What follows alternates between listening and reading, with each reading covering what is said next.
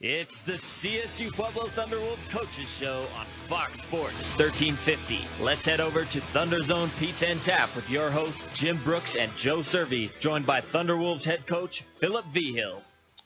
And good evening, everybody. Welcome. ThunderZone Pizza and Tap House. Phil Vigil Show brought to you by Rustler Implement. They're out there on the Mesa as well as Rocky Ford. They're your official dealer for Kubota, Case, IH, and National Harvester, New Holland. And they got a new piece of equipment here. It's the Dinosaur Auger Bits, serrated edge agricultural augers. That's the new product line they're featuring this week. So augers, they implement the augers. We thank them for sponsoring the Phil Vigil Show. They were there Saturday. One and all. It is pint night here. I'm not sure what the pint is tonight. Last week it was New Holland, or we'll have to find out what it is. But anyway, $3 pints. Phil, welcome to the show. Thank you. Which could be under better circumstances, but I guess everybody wants to know, what do you think happened on Saturday? It's kind of a little buzzsaw early on. It was,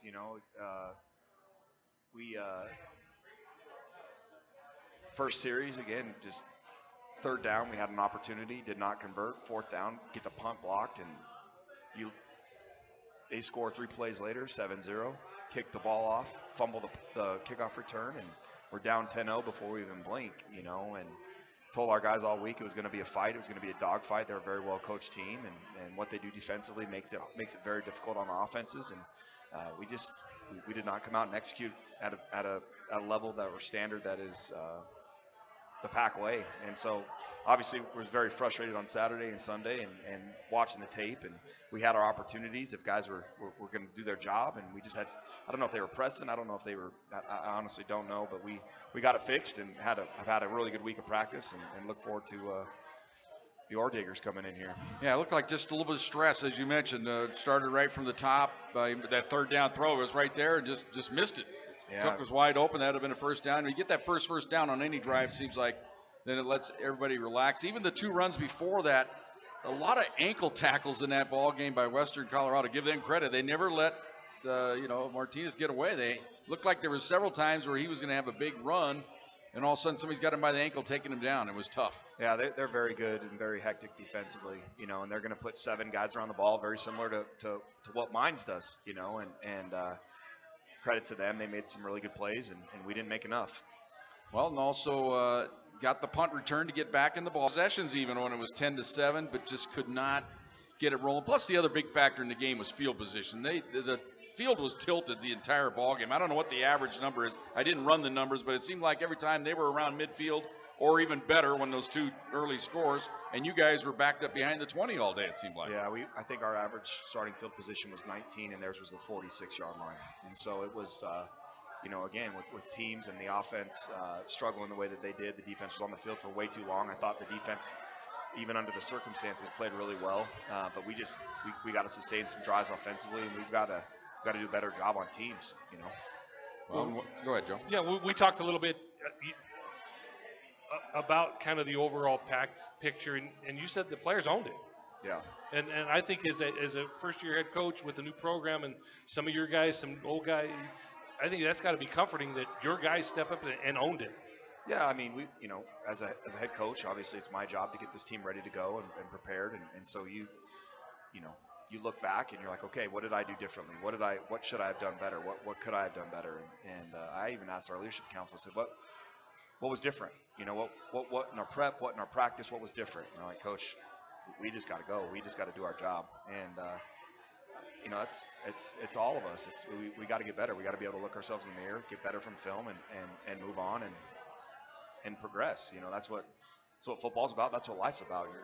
So you can pout and woe is me, or you can buckle up, put your head down, and go back to work, and that's what we did this week. Well, I thought defensively held up pretty well in the first half, but there comes a point where the offense has got to avoid going 3 and out all the time before the defense says, you know what, they just couldn't hold off, and then they had a great field position as well, and I think that was just kind of snowballed on you in that first half, didn't it? It did, and obviously showed some life there in the second half. First drive came out and went right down the field and scored, and took what they gave us all the way down the field, and that was unfortunately the last time we got in the end zone. And so we've got to find a way to put our playmakers in position to make plays, and when those opportunities come, we got to make them.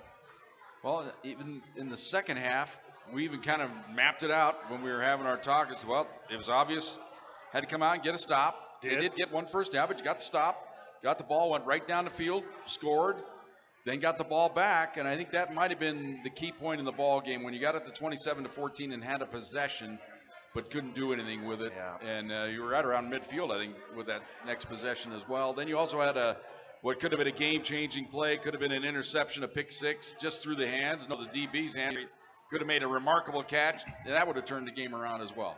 Yeah, again, we didn't make enough plays on Saturday to win that football game. As a top 25 program, I think they're going to have an opportunity if they continue playing the way they played on Saturday to win 10 games, maybe even more this year. And so hats off to Western Colorado. They were the better team on Saturday, and we've got to learn from it and grow and find a way to come out on Saturday. Do it for 60 minutes. And don't worry about playing over your head. Don't worry about trying to do too much. Do your job and trust that the guy next to you is going to do his. And if we do that, as we've shown, when we do our job, we can hang with anybody. We can play with anybody. But when we don't, it's not a good look. And one thing Western Colorado has learned through the years is they know their personality. They know what works. It seems like their formula works. They just kind of come out there and they're going to muddy it up for you. Like you said, their defense comes from all different angles, and their offense, they just do enough things well, and they have certain plays they run, that little flip out on the edge, get it outside of you, get good yardage to the tight end. It just seemed like when they needed a play, they were able to keep some drives alive. Although you were stopping them for the most part, had a couple sacks, but you just needed more, I guess. Yeah, again. And plus not spotting them 10. Yeah, I think, again, looking back at that game, even looking at the stats, I know the score wasn't indicative of how well our defense played. Like they were backed up for a lot of that game. And you look at their numbers, they did a really good job on Saturday. Yeah, we'd love to have a couple more turnovers. EP, that ball went right through his hands, and he always makes those plays. Scipio had that great sack, and strip sack, and instead of us falling on the ball, we tried to scoop it. Right. And they fall on it, and it's their ball, and some things like that we got to get better from. We got to grow from. Well, I remember that play because Joe and I were saying, here go football coaches, outthinking themselves. We thought for sure they just run it 3 times, kick a field goal, and then they kind of did you a favor, went back to pass, and you had the strip sack.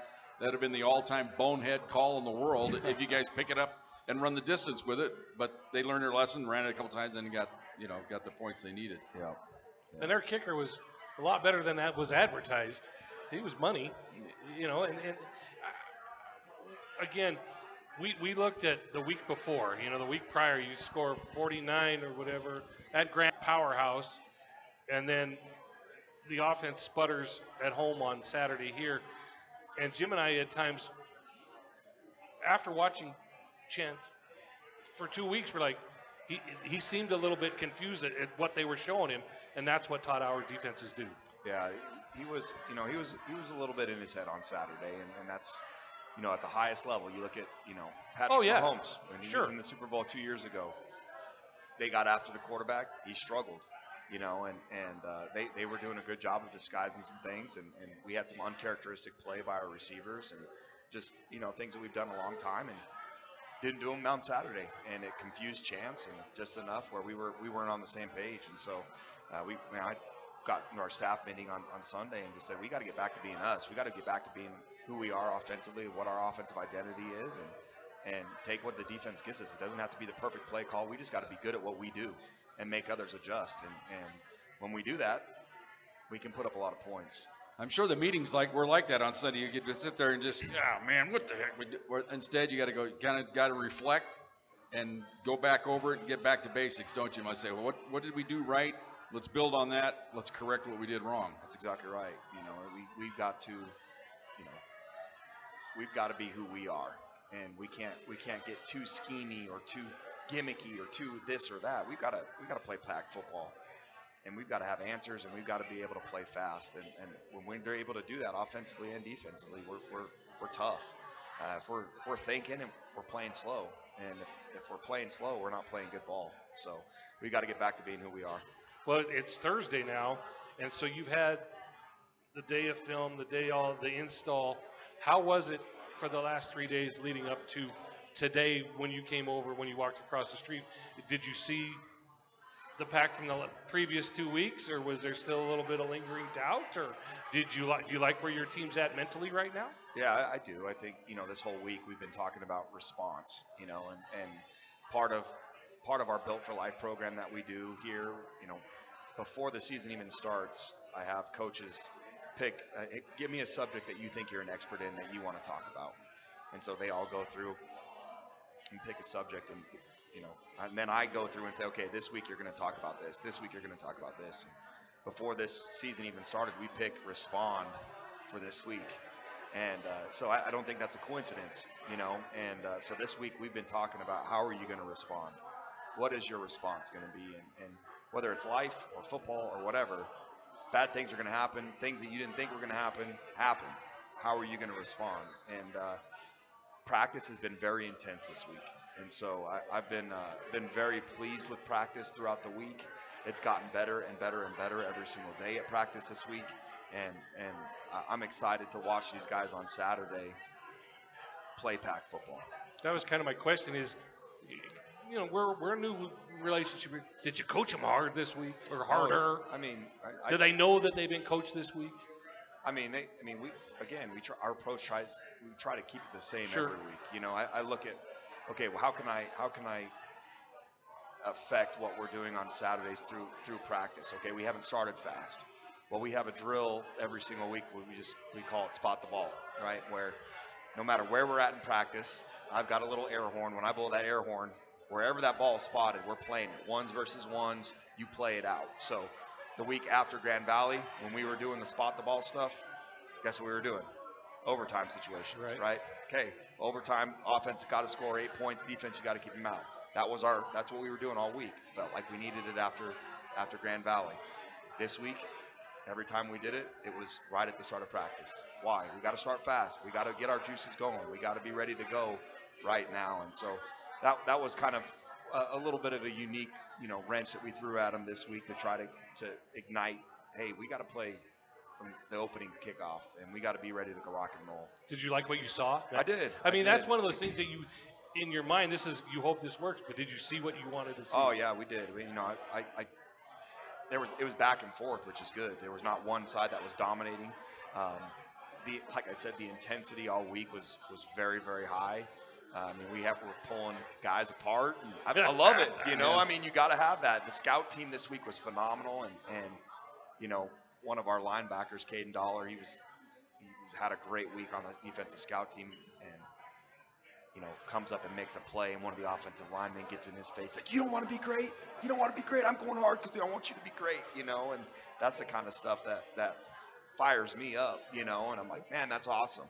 And it was that way on both sides, so it was great to see. It was great to see that this week in practice, and hopefully it shows on Saturday. Hate to be Debbie Downer, but how did we adjust on the special teams? Was that just a breakdown of one or two players, or was it a whole scheme along the line? Because they blocked the first one, they tipped another one, and then they tackled for a sack, didn't even get the other one off. What was the issue there, without giving away too much, but what was the correctable error? Yeah, just a miscount on the first one. We had a miscount on the first one, and one of our best players, and fell into it late, got that one blocked. The second one that was tipped, one of our best players. And the third one that they tackled him, we should have got that punt off. Andre should have punted that ball. We had time to punt that ball. I think he was in his head a little bit, and we didn't get it off. I guess a punter could be like a quarterback. I was thinking, well, man, if they're coming after, what do I do here? I don't want to punt it into a block punt situation, but that's your job, is to punt it, right? Well, yeah, but, kid he had one blocked, one tipped, and, he felt a little bit of pressure, and again, these 18, 19-year-old kids, and he doesn't want to, he didn't want to make a mistake. He didn't want to get a pump blocked or get, he's trying to make a play, and then again, that's part of the growing process, part of growing up as a team and understanding what you need to do and how you need to do it, and we'll get it fixed. There is an ultimate cure for that. Don't punt. That's right. Keep moving the football. All right. Look at Phil's got a good sense of humor. He's right with me. All right. We are at ThunderZone Pizza and Tap House. This is the Rustler Implement Phil Vigil Show. It's pint night here at the ThunderZone. Hope you're enjoying it. We're taking your questions as well. We got a few that have come in so far. There's another one just now came in. It's 719-671-7574. 719-671-7574. Or you can tweet Joe on Twitter there. He'll monitor the Twitter questions that come in there as well. All right, come back after this timeout. We'll have more of the Phil Vigil Show comes your way next on Fox Sports Pueblo.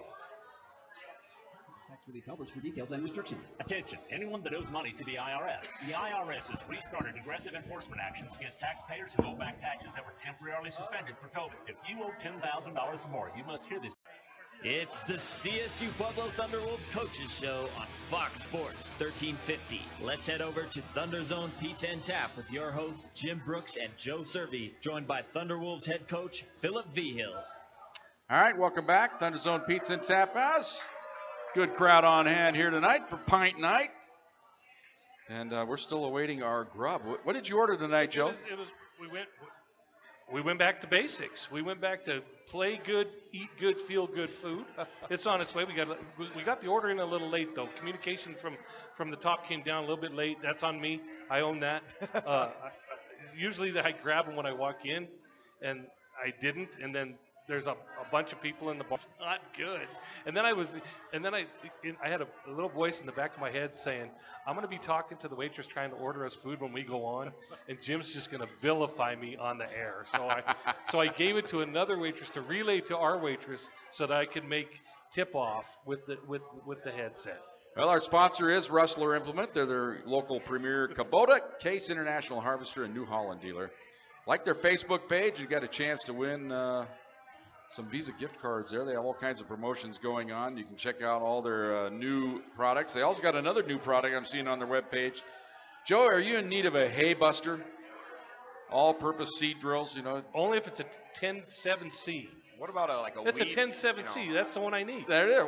Yeah, okay. You know who needs it? Ben Franklin's school over there, the new school over there. Yeah. They started throwing straw around over there, but maybe they need to go to Rustler Implement. That's a little inside baseball talk to District 60 for me. I've always got to complain about something, Joe. You know that. Not you. Not me at all, that's for sure. So how many years is this for us now? 20 what? Oh, 3, my gosh. 4? Yeah, you'd have to go back See, to that's why we go back, coaches. 1999 is when we had that halftime. We had a game here one time, Phil, the high school game, the Bell game. 69-53. Centennial defeated Central.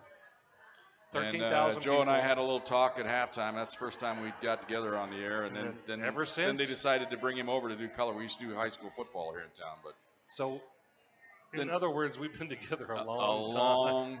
Long so you get to bear the brunt of that. I'm sorry. It's a beautiful marriage. I can just see it. Can you see it? Every time we're together. Like I tell everybody, like, Jim and I don't agree on anything except for music. Well, it is a great marriage because we only see each other twice a week and for 3 months out of the year. Right? So our work wife, it's a separation that way, separate beds, you know, it's all good. But but as soon as we put the headset on, we're Thunderwolf football.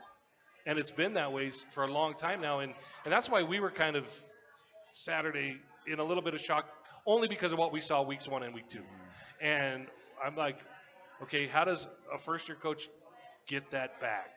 And I'm sure that's what you've been asking yourself since Saturday night. Yeah, we you're always introspective, and you try to have a growth mindset and figure out, okay, how do I get this fixed? How do I get back to the basics and challenge our staff, challenge our players, and we've had a great week. So, well, it's always good when something like this happens to have a nice, easy opponent come in. Yeah, no doubt. Get yourself well. Oh, wait, it's mines. Yeah, number 4. Then we go number 24, and then we go number 2. So that's fantastic. Thank you. Prepare for these guys. It's a different. It starts right at the top. Like you mentioned, the scout team. Who got the job of being Matoka this week? Was that a double? Or, 2 or 3 guys try to be that, or did you give it the assignment to one guy? No, we actually had one of our receivers dress up as Matoka this week and was running around and trying to make plays with his legs, just like number 10 does for mine. So I think we got a good plan. We always go back to the Spitzelberger defense, at Kearney. Oh yeah, bracketing a guy because once CSU Pueblo figured out how to defend that guy, then it was on. You know, it was easy after that. But it took a while to figure that out. It's And easier said than done. He's only been in college now, I think, I think this 7 or 8 years now. This is he got the this is COVID year. Yeah, just 5. He played as a true freshman, if I remember right. He did, and you know, he's what I'm sure you've seen on tape and what I'm sure you've heard is he's a competitor. Oh, he's Division II Johnny football is what he is. You know, I mean, he is electric. He finds ways to make plays with his legs, makes plays with his arms. He has no fear. I mean, he's a very, very good football player. And it's easy to sit here and say we're going to have a plan for him and we're going to, you know, contain him, but no one's contained him, you know. And so we've got our work cut out for us on Saturday. He is a very, very good football player. Their offensive line is very well coached. They do not make many mistakes. Their receivers, if you throw it in their vicinity at all, doesn't matter who's on them, they are going to come down with it. Tailbacks are good. They've got 2 essentially offensive linemen that are playing tight end for them. They're very good at what they do. And so we've got to. Again, I think we have a great plan coming into this game, but we've got to do our job. We've got to have 11 guys doing their job, because if you have one guy that steps out of his gap, John Matoka is going to make you pay for it. Well, there is a way to slow him down. I was there in person down there in Texas at the national championship game. You get him on the 3rd play of the game to bang his hand on somebody's helmet or face mask and, you know, screw his hand up a little bit. That's a way to slow him down. Yeah, I guess. Now, I know we tried to do last year. I think it was Cody Ramming that came off the edge, blasted him, but they scored a touchdown on the. That was the only problem, is you got a little late hit on him to give him the business. But he seems like he responds. The more adversity there is, the better he gets. And I mean, he's ticked off if you're up 20 in the game and something screwed up. He wants to play perfect, and I mean that's a tough specimen to play against. And the thing about him, too, is you have to play all 4 quarters.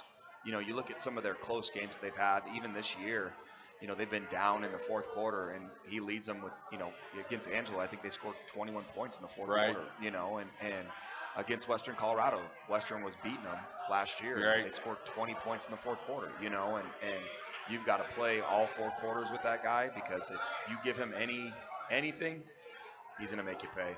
Well, the other thing about this Mines Ball Club, too, is I was doing some of my homework last night going, well, there's another 5th year, not just the 5th year eligibility-wise, but their 5th year of playing, because they had several seniors on last year's club that decided to forego the, you know, $100,000 a year job and say, you know, I want to go play some football. It's that much fun.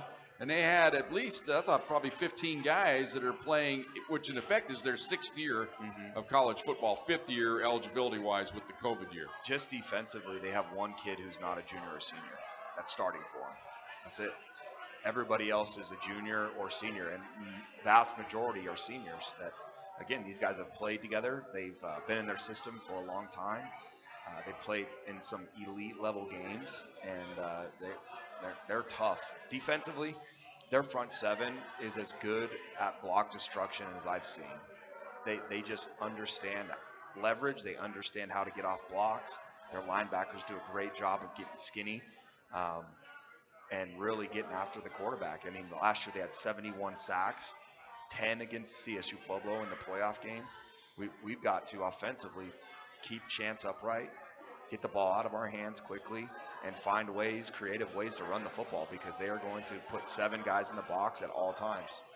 I guess that's probably the key word there, creativity. You just can't smash mouth with them. You've got to kind of scheme them up a little bit, a little misdirection here and there, and some different ways to get the ball in different players' hands and get on the edge somehow. Yeah, we need to make sure that they're defending 53 1/3 wide, and then 120 long or whatever it is. You know, we've got to find ways to make them defend the whole field, and if they want to put 7 in the box, we're going to stretch those edge defenders, and they've got some good ones. Number 46, their boundary, that we call him a buck, is an All-American for a reason. He is a stud, and they've got several guys that are very good football players that have played it for a long time, but we got to find ways to stress those guys, and we're not going to be able to contain them for the whole game, but we've got to find ways to put stress on them as much as we possibly can. And in the run game, we've got to find angles and be able to help our offensive linemen create some push. And that's the other thing too, is, you know, teams like Western Colorado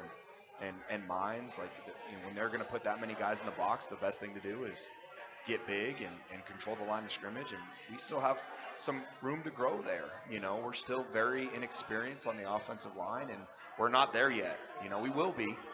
We're not yet. And so we've got to find creative ways to move and run the football.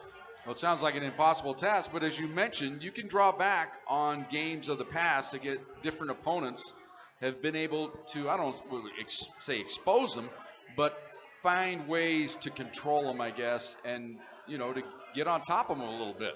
Oh, yeah, we've I guess you go to the film where you go, well, that works, so you start, picking and choosing what works against them. You do, but you also have to do what you do. Right. Because is that what the case is, or do you do more what you got to do well as opposed to what, hey, those guys did this, do we change to that, or do you just combination it? Well, I mean, for example, against the Grand Valley, okay, so we look back at, every opponent they've struggled with offensively and what defense they play, and we call it Husker, which is essentially what Grand Valley plays defensively, where they have a 4-1 box. They're going to control, 6 gaps with 4 guys and spill it to their overhangs. And so for the first quarter, that's what we did. And then we're like, this isn't working. Let's get back to being us. And what happened from then on out? And so that, there's a fine line of, okay, this works. How can we incorporate this into what we already do, right? How can we still have to be who we are. We practice in the spring and in the fall camp who we are. And so we're good at what we are. If we try to get outside of that too much, that's when you can have guys that they're not doing their job because they haven't played it a ton, and so you got to find ways to scheme them up, but also have our guys have confidence in what they're doing to be able to execute at a high level. This week in staff meeting, we talked about, okay, guys, we sat down and they said, okay, we talked about response, we talked about all those things, but what can our guys do with less time? What can our guys do with more pressure? And what can our guys do when they're tired? That's what we need to focus on. Because whatever that is, that's where we can play at a very, very high level. And if we do that, we'll be okay. Well, Saturday against Western, you stuck with a base, the same guys. There wasn't 3 running. I mean, they played a little bit, but it was Keon's show. The receivers kind of the same thing. It was, you kind of, were you just putting the best out there that you could at the time? You know what I'm saying? It didn't seem like fresh legs. Yeah, I that was something, again, that I addressed with our staff on Sunday. I thought we need to do a better job, especially with the running backs, of getting some other guys involved and keeping Keon fresh, because Keon's playing at a very high level. Well, and he doesn't want to come off. He told me one time that he wants to play every offensive down there is. Of course he does, and that's what competitors want. Sure. But I want Keon for 12, 11 games plus regular season, sure, plus the playoffs, and if we keep doing what we're doing with him right now, he's not going to last. It's a very physical position, and so we've got some very talented tailbacks in that room, and we're going to utilize them, and you're going to see more than just Keon this weekend. All right, this is the Phil Vigil Show, brought to you by Rustler Implement. We are at ThunderZone Pizza and Tap House. Jim Brooks along with Joe Cervi. We're going to have to get Ben over here to turn that down a little bit. We get a little feedback. Got the hum. We're a little hot, but we'll get that addressed. It is pint night here. Come on out, enjoy that. And plus, we've got the, what is that, the little... the caprese. We got that's the... Those are teriyaki. Teriyaki wings with the little seeds on those there. Those are the mango habanero. Okay. And then we got the quesadilla today. All right, I like that. So, and I'm going to like it in about a half hour. We're going to wash it all down. With a pint. There you go, on pint night.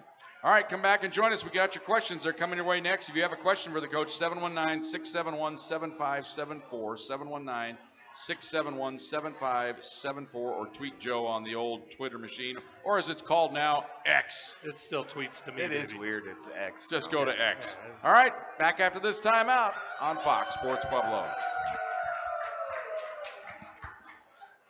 It's the CSU Pueblo Thunderwolves Coaches Show on Fox Sports 1350. Let's head over to ThunderZone Pizza and Tap with your hosts Jim Brooks and Joe Cervi, joined by Thunderwolves head coach Philip Vigil. And welcome back, ThunderZone Pizza and Tap House. Phil Vigil Show. Jim Brooks along with Joe Cervi. Aaron Kinnischtzke is our producer and engineer, with a little assistance there with Benny Bash back at the studio. Now, see, Phil, here's what I got to do. It's NFL night here. We got the game on. It's I'm commissioner of the league, so. Oh, you're doing some fantasy. Richie Lane had a problem with he forgot to do his lineup, so I have Why is that? I have the why permissions. is that your problem? Well, it's because I have the permissions to do it, and I didn't get the text in time, so we got that all straightened out. This is Phil Vigil show, but it's brought to you by Rustler Implement. They're your local premier Kubota, Case International Harvester, and New Holland. They also want you to go like their Facebook chance to win a big prize over there. I want to win Stay something on all from their Rustler promotions. Implements. Look at that Hay Buster all-purpose drill there. I need something for weeds. They got used equipment. They got new I'm sure they probably have weed killer there too. Oh, I would guess. Yeah, some really good stuff. Yes. Some stuff you got to wear, boots. Yes. What is that? What is that? Gloves What is that full mask for you're wearing? Exactly. It's called sterilization. They got something else here. The bush hog. Look at that baby. Wow, that's nice. You notice there's nobody out pushing a lawnmower anymore. They're on those little riding mowers, and I've seen guys in their little yard that's about 20 by 20 with one of those. It's like, God, can you get out there and push? Don't bother me. I'm cutting the grass. My 10-year-old has started his own mowing business. Oh, nice. So he's done a couple of our coaches, our assistant coaches, and he told me, he's like, Dad, we gotta like what? It's like, for my company. Your son's for getting, the company. Your son's getting some NIL money. Yeah. Yeah, there you go. Exactly right. All right, Phil, you ready for some questions? Yep.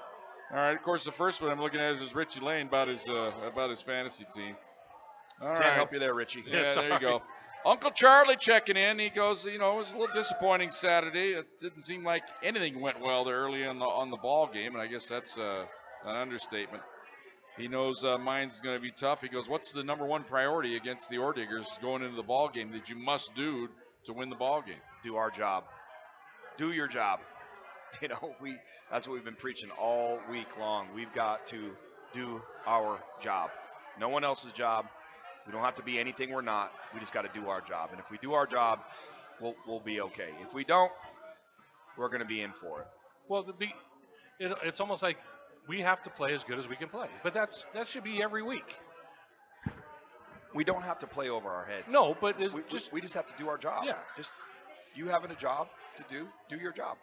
We do our job, we'll be okay. Do your players trust each other? Are they to that point where Bones sitting next to Corey, sitting behind Nushi, everybody trusts that guy's going to do their job? They just have to do it. Yeah, I mean, there's still, as you go and as you play together, obviously you develop more trust and more camaraderie and more, you know how people play. And you look at our secondary, they're playing at a very high level. Well, they played together for a while. They were all together last year. Up front, we're learning still offensively, up front, learning how to play with each other.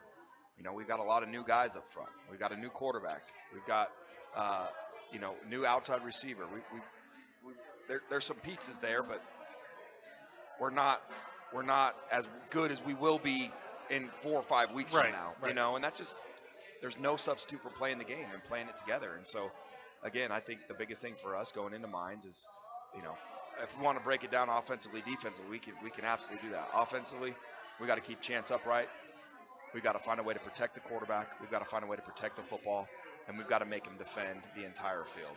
And not get tired of taking the little stuff. Sorry, Phil. You're good. All right, another question, not your department, but I don't know if it's Ben's department. It's somebody's department. Did the students get the memo that there was a game Saturday, or were they looking off the original schedule? I know we had Pack Fest going on, but the student section there was nobody there. Yeah, Did anybody go chew this week amongst the students, or was no. Did they just not get the memo? I'm not sure. I'm just, to be completely honest with you, that's the least of my worries. Exactly. is That's how why I many kind of students phrased it show that way. up. But listener 6, it was right on their mind there. They wanted to know that. We already addressed who the Matoka scout was this week. It's hard to find a guy. I guess it'd be like the NFL trying to find a guy that plays like Mahomes. It's hard to try to get a scout player to be the player you're going to be facing, isn't it? It is, and he provides such a unique skill set that it's hard to replicate that. And so we had our quarterbacks in there doing a lot of the pass game, and then we had our receiver in there doing a lot of the scramble pass game where he's trying to run all over the place and make plays. And I mean, you look at even what they did against Grand Valley.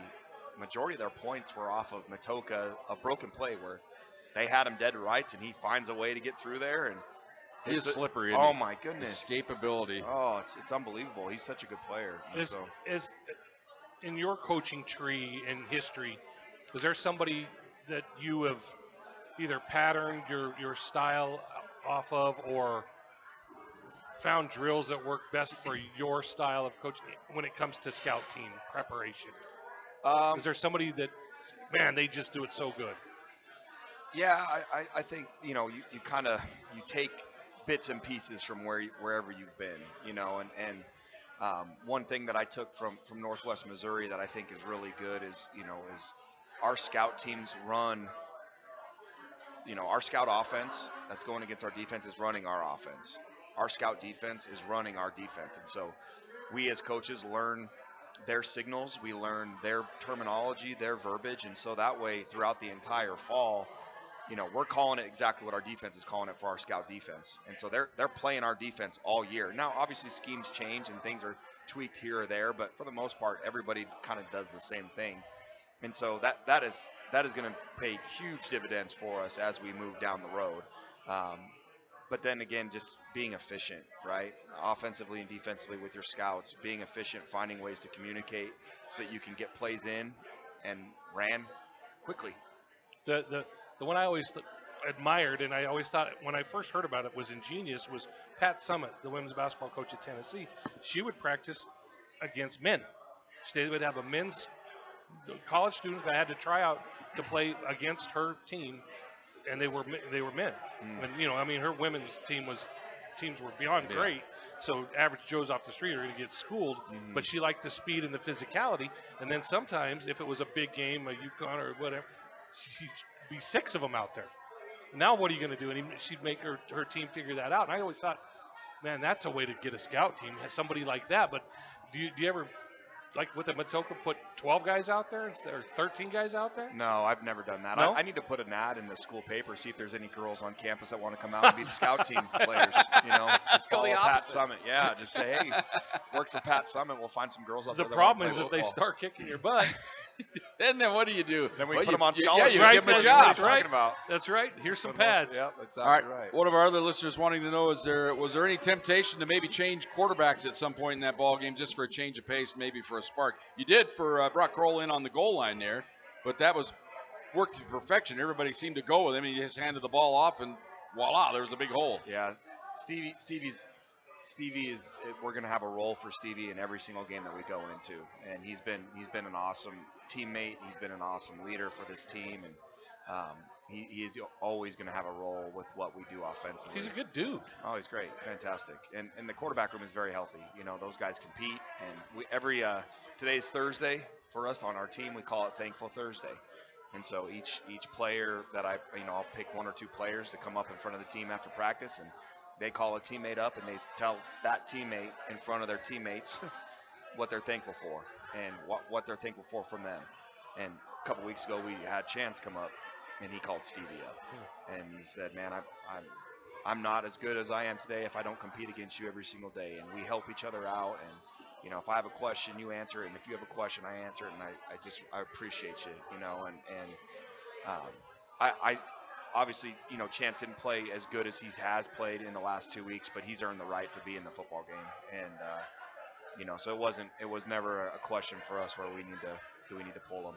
Then we kind of addressed it earlier. Another listener wanted to know why no or more rotation on the running backs, but if I was looking at it, I'd say, well, we got to sustain some drives to be able to bring other guys in there. Where you're going 3 or 4 and out, it's tough to start running guys in and out. I guess that's the ultimate cure to get more guys on the field, is get more long, sustained drives. Well, we do need to do a better job with our rotation, and that not just at running back, but we've got to find a way to get some other guys in the game and keep legs fresh. And it's a long season, and we've got a lot more games ahead of us. So we've got to find ways to get those guys in the games and trust them.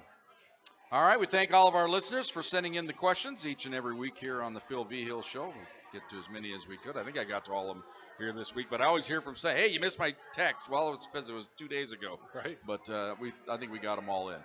We are at ThunderZone Pizza and Tap House. It is the Rustler Implement, Phil Vigil Show. We'll come back. One final segment here. We'll break down mines a little bit further. That's when we come back right here on Fox Sports Pueblo. DraftKings Sportsbook, an official sports betting partner of the NFL, is keeping you. It's the CSU Pueblo Thunderwolves Coaches Show on Fox Sports 1350. Let's head over to ThunderZone Pizza and Tap with your hosts Jim Brooks and Joe Cervi, joined by Thunderwolves head coach Philip Vigil. All right, welcome back, ThunderZone Pizza and Tap House. It is the Rustler Implement, Phil Vigil Show. They're your local premier Kubota Case International Harvester and New Holland dealer. They want you to like their Facebook page for a chance to win one of those Visa gift cards. They're giving away 2 of them. Plus, you keep up to date on all the promotions they offer all through the year. You can go to their regular webpage. They're at rustlerimplement.com as well and see all their new products. We thank them for being the sponsor of the show. It is Pint Night here at ThunderZone Pizza and Tap House. All kinds of good grub. Can't wait to dig into the quesadilla there. It's one of my favorites. The wings look good. You guys look like you're enjoying the Italian thing. He's letting me turn your mics up here because I didn't want people to hear you smacking your gums here. Hearing us whisper about different things going on. But, Phil, it comes to that point. We've talked a little bit about mines, but we're going to dig a little bit deeper into them. The game will be at 2 o'clock Saturday at the Thunder Bowl, 1:30 the pregame show. Join, I'll have it for you here. But, it's a monumental chore, and you look at all their numbers that they've done. The one that jumps out on me this year, only 6 third-down conversions allowed in 39 tries. So 6 for 39 opponents are against them on 3rd down. Can't afford to have that kind of percentage and hope to be successful. Well, I think it's otherwise don't get into 3rd down, I suppose. Yeah, and I think it's a testament to what they do on 1st and 2nd down. They're so good again at block destruction. Their front 7 is so tough, and so 1st or 2nd down, if you're not winning those downs, 3rd and long, that's tough. And again, this team can get after the quarterback, and so they're very good defensively. Front 7's extremely tough. Their corners are good players. Their safeties are really good players, and we've got to find a way on 1st and 2nd down to win. If we can win on 1st and 2nd down and put ourselves in 3rd and short, we're going to give ourselves a chance. If we're in 3rd and long all night, it's going to be a tough night. I guess the temptation is they load up against the run, try to hit them a few passes, but 2nd and 10 is no bargain, is it? So you still got to run it consistently during the ball game. I don't know if you have to be great. It'd help if you're great, but you got to be able to take some pressure off the quarterback. Yeah, we do. And then the other part about that is we got to find ways to keep our defense off the field. If we go out there and go throw the ball for 3 straight plays and go 3 incompletions, well, that doesn't help anybody. And so we've got to find easy completions. We can't get tired of taking those easy completions. We got to find creative ways to run the football and win 1st and 2nd down. If we do that, I think we'll have our chance on 3rd down. But they're a very good team. Very good team. Well, defensively stopping Matoka, it's easy to say, well, we just got to contain him and stay in our lanes and do all that stuff, but he could spin out of it just as easily. I guess, what is the ultimate mindset? Did you preach to your kids, hey, this is what we got to do? Do you have late runners? Do you have a spy? Or what? You want to give away everything, but I guess it's a combination. You can't do the same thing every time against him, can you? Yeah, you've got to switch it up. If you just do the same thing, they're going to figure it out, and he's going to expose it. And so you've got to find ways to keep him guessing. And so we've got to find pressures. We've got to find spies. We've got to find ways to contain him in the pocket and keep him from making plays with his legs, which is much easier said than done, because that's all he's done his entire career. Especially in games that really matter, is he's able to find ways when plays break down to make a play. And his receivers, when he scrambles, they are all working back into his vision, and if he gets it close to them, they're gonna make the play.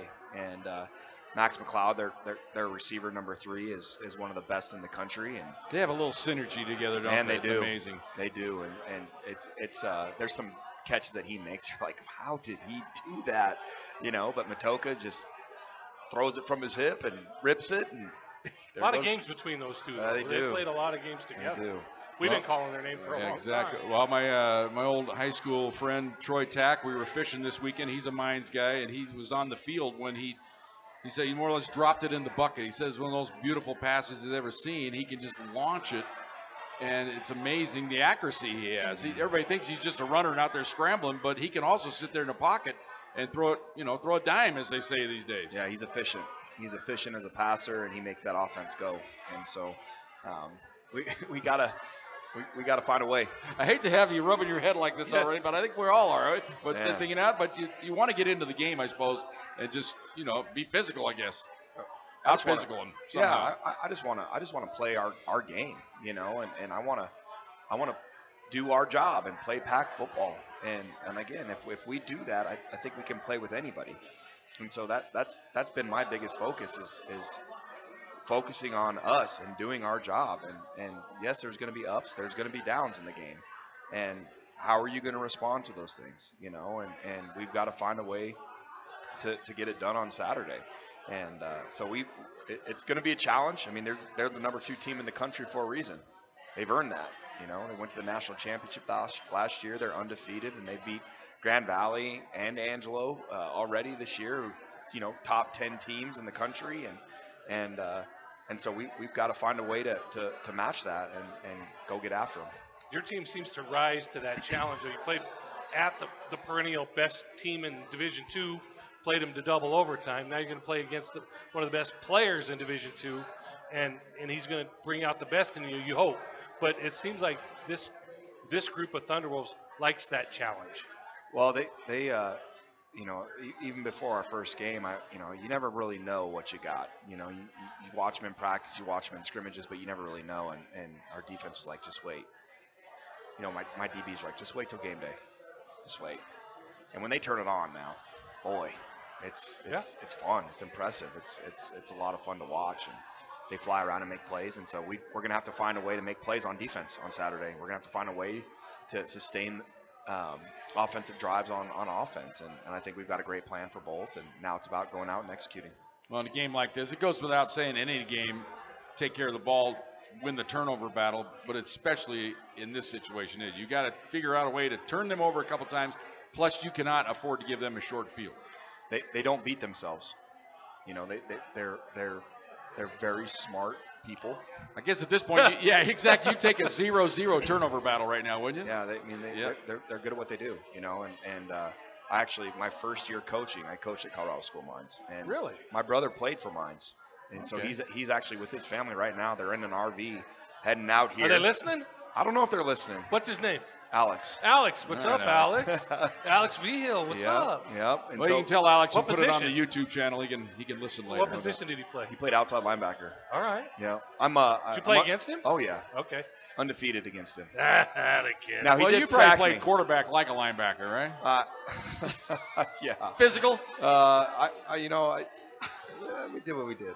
We did what we could. I was really disappointed in my brother when we played him. My mom and my dad, they had these split jerseys with my number in the front and his in the back, and blah blah blah. And the entire game, I'm talking trash to him and trying to get him. It just would not respond. And I'm like, dude, give me really, something. Come on. And so he did get a sack, but we ended up younger or older brother? Younger. Well, where's the RV coming from? California. Okay. So he's petroleum engineer and of course, of course. And so football was just for fun. Well, yeah. Those guys at Mines, they work hard and they play hard. I'll tell you that much. They get after it a little bit.